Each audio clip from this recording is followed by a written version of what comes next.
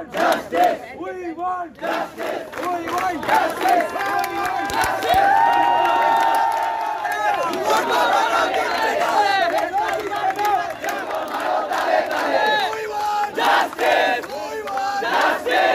না, এটা আমি কখনো শুনিনি। সংবাদ মাধ্যমে যেটা পেলাম, উনি নাকি ফিঙ্গারপ্রিন্ট এক্সপার্ট হিসেবে নিয়োগ হয়েছেন, এটা সংবাদ মাধ্যমে শোনা। বিষয় হচ্ছে উনি এখানে রেডিওলজির মেডিকেল অফিসার ছিলেন। বর্তমানে উনি জেনারেল সার্জারি বিভাগের প্রথম বর্ষের post graduate trainee SSK medical college.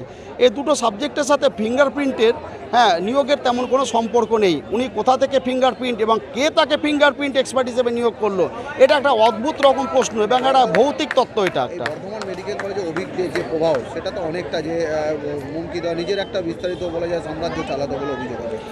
নিজের একটা দুঃশাসন এবং প্রশাসনের সন্ত্রাসের বাতাবরণের জন্য তার একটা নিজস্ব নেক্সাস ছিল, যে নেক্সাস পুরো বর্ধমান মেডিকেল কলেজের গণতন্ত্র মুক্ত চিন্তার পরিবেশকে গলা টিপে ধরেছিল।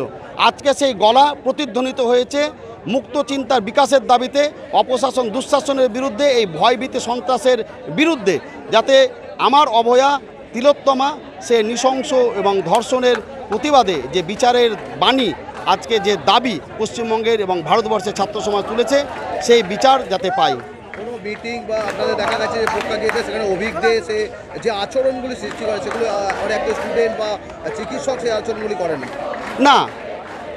একজন চিকিৎসক বা একজন মানুষ হিসেবে সে আচরণ করা উচিত নয়। প্রত্যেকেরই ব্যক্তি মত এবং তার প্রতিবাদ করার ভাষা, এটা মুক্ত চিন্তায় বেড়ে ওঠে এবং তাকে প্রকাশ করা উচিত।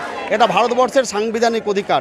এই মুক্ত চিন্তার বিকাশ এবং প্রতিবাদের ভাষা যারা গলা টেপে, তারা অসাংবিধানিক কাজ করে। এটা মানুষের কখনো কাজ হতে পারে না। অভিজ্ঞদের মাথার উপর কারা ছিল যার জন্য অভিজ্ঞ নিজেকে, শোনা গেছে অভিজ্ঞ উত্তরবঙ্গ লবি তার অত্যন্ত ঘনিষ্ঠ, এটা সংবাদ মাধ্যমে প্রকাশিত।